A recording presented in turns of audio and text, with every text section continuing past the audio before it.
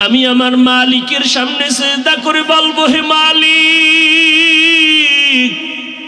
সব নবীরা কাঁদবেন, আল্লাহ আমাকে বাঁচাও। ঈসা নবী কাঁদবেন, আল্লাহ আমাকে বাঁচাও। মুসা নবী বলবেন, আল্লাহ আমার কি উপায় হবে, আমাকে বাঁচাও। নফসি নফসি বলে কাঁদবেন। আমি মুহাম্মদ কোনো বা একবারও বলবো না আল্লাহ আমাকে বাঁচাও। আমি কান্না করবো আর বলবো, আল্লাহ আমার উম্মতের বাঁচাও। আমার একটা উম্মত যেন জাহান্নামে না যায়। আমার আল্লাহ আমাকে বলবেন, নবী মাথা উঁচু করেন, কাঁদবেন না। আমি আপনার মনটাকে বেজার করব না, খুশি রাখবো রে নবী। আপনি আপনার উম্মত গুলো বেছে বেছে জান্নাতের দিকে আপনি নিয়ে যাইতে পারেন, কোনো বাধা নেই। নবী বলেন, আয়েশা রে, আমি তখন খুশি মনে আমার উম্মত গুলোরে ধরে ধরে আমি আমার লাইনে নিয়ে যাব। আম্মা জান বলেন, কোটি কোটি মানুষ সবাই উলঙ্গ, আপনি কেমন করে চিনবেন কারা মুসা নবীর উম্মত, কারা ঈসা নবীর উম্মত, কে আপনার উম্মত?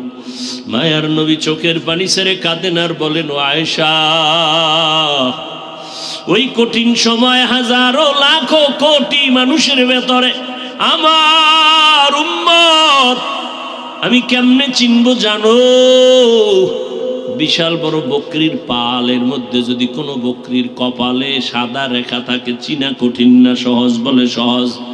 নবী বলেন, আমার উম্মত কোটি কোটি মানুষের মধ্যে যারা দুনিয়াতে অজু বানাইয়া 5 বেলার নামাজ পড়ে গেল, এই অজুর অংশগুলো কিয়ামতের ময়দানে নূরের দ্বারা চমকাইতে থাকবে, নূরের আলোতে আলোকিত হবে। আমি নবী আলো দেখে দেখে আমার উম্মত গুলোরে ধরে ধরে আমি নিয়ে আসবো জান্নাতের দিকে, নিয়ে আমি হাউজে কাউসারের নিকটে লাইন দিয়ে দাঁড় করায় দিব। আমি নবী নিজ হাতে কাউসারের পানি উঠাইয়া আমার উম্মতের দিব। পিপাসায় আমার উম্মত গুলো ছটফট করবে, পিপাসার্ত হয়ে যাবে। আমি মায়ার নবী আমার হাতে বলবো, নেও এক পেয়ালা কাউসারের পানি পান করো। যারা একবার পানি পান করবে জীবনে হাসরের ময়দানে আর তার পিপাসা মিটবে, নিবারণ আর কোনো পিপাসাই লাগবে না।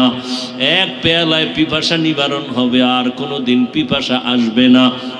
কিন্তু আয়েশা সেখানেও ভয়ের কথা বলে, কি নবী? বলে, আল্লাহর মোহাব্বত নিয়ে আমি উম্মত গুলোরে লাইনে দাঁড় করায় কাউসারের পেয়ালা পানি পান করাবো।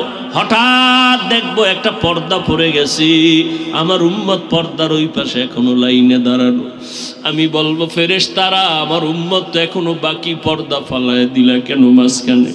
ফেরেশতারা বলবে, নবী, এই উম্মত গুলো